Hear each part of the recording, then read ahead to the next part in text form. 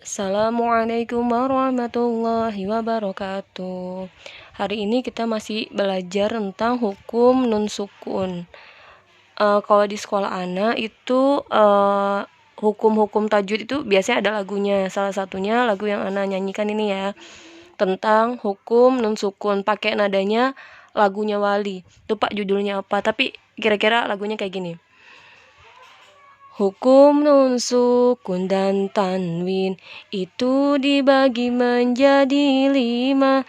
Yang pertama idhar halqi, yang kedua idgham bi gunnah, yang ketiga idgham bila gunnah, yang keempat iklab mengganti, yang kelima ikhfa hakiki.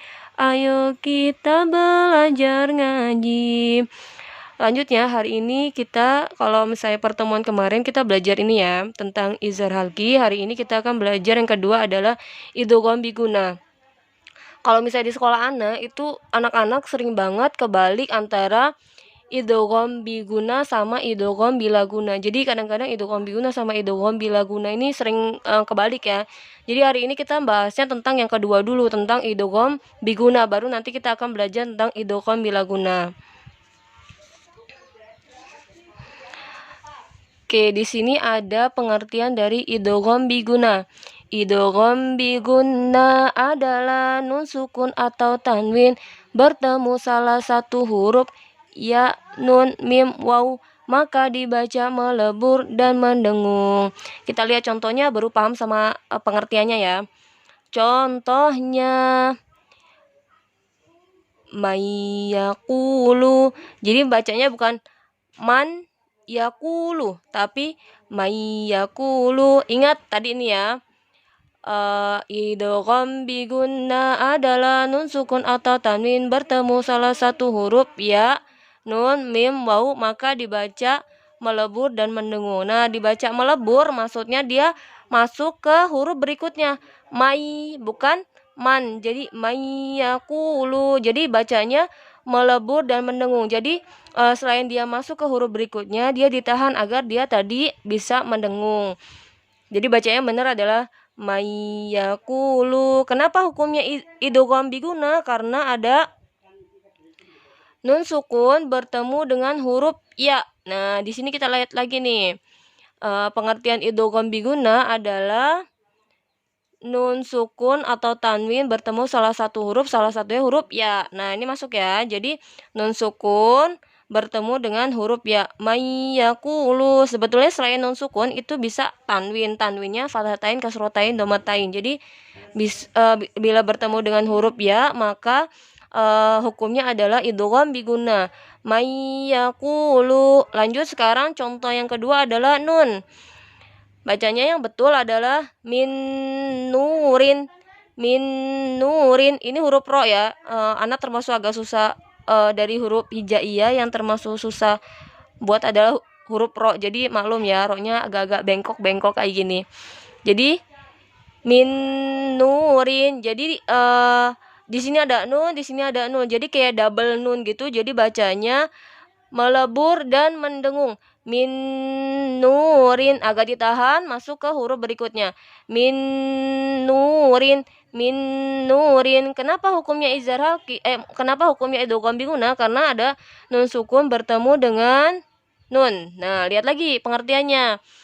Idgham biguna adalah nun sukun atau tanwin bertemu salah satu huruf ya, nun. Nah, yang kedua adalah nun. Nah, sesuai kan dengan materinya. Jadi bacanya min nurin bukan min nurin. Jadi min nurin. Jadi dia melebur dan mendengung. Masuk ke materi yang ketiga. Bagian yang ketiga adalah bagian mim. Jadi bacanya bagaimana yang benar adalah mim ma'rufin. Mim ma'rufin. Hati-hati di sini ada ain ya. Jadi bukan mim ma'rufin tapi mim ma'rufin. Jadi bacanya agak dimasukkan ke huruf ain kalau biasanya ana bilangnya kayak gitu. Jadi di sini kenapa hukumnya idgham biguna karena ada nun sukun bertemu dengan huruf mim. Kita lihat lagi pengertian dari idgham biguna. Idgham biguna adalah nun sukun atau tanwin bertemu salah satu huruf ya, nun, mim. Nah, sekarang bagian yang ketiga adalah bagian mim. Jadi tetap nih, dia harus melebur dan mendengung. Mim ma'rufin. Jadi bukan min ma'rufin, tapi mim ma'rufin, ditahan dulu ke huruf mimnya. Jadi mim ma'rufin. Jadi kayak gitu. Selanjutnya adalah bagian waw. Sini bacanya yang betul adalah awwalidihi. Jadi bacanya masuk ke huruf wawnya. Au, bukan an walidihi, tapi awwalidihi. Ingat konsepnya tadi, idgham biguna adalah melebur. Melebur itu berarti masuk ke huruf berikutnya. Ini huruf pertama, ini nun sukun, dan kemudian masuk ke huruf berikutnya. Jadi awwalidihi, awwalidihi. Jadi dia sudah melebur dan mendengung. Mendengung itu maksudnya seperti apa? Agak ditahan. Kalau biasanya anak bilangnya kalau mendengung itu ditahan selama 3 ketukan. Awwalidihi. Jadi bukan awwalidihi, walaupun dia melebur tapi dia tidak mendengung. Jadi hukumnya bukan idgham biguna kalau yang seperti itu, bacanya juga salah. Tapi kalau misalnya dia yang tepat adalah melebur dan mendengung. Jadi dia dimasukkan ke huruf berikutnya dan kemudian ditahan sebentar. Kemudian di sini ada panjang satu alif. Kemudian baru masuk ke huruf berikutnya. Jadi bacanya awwalidihi, seperti itu. Kita ulang lagi ya. Idgham biguna adalah nun sukun atau tanwin bertemu salah satu huruf ya, nun, mim, waw, maka dibaca melebur dan mendengung. Oke, hari ini sekian tentang materi idgham biguna. Insyaallah pekan depan kita masuk ke idgham bilaguna. Nanti kita akan ketemu bedanya idgham biguna sama idgham bilaguna itu apa.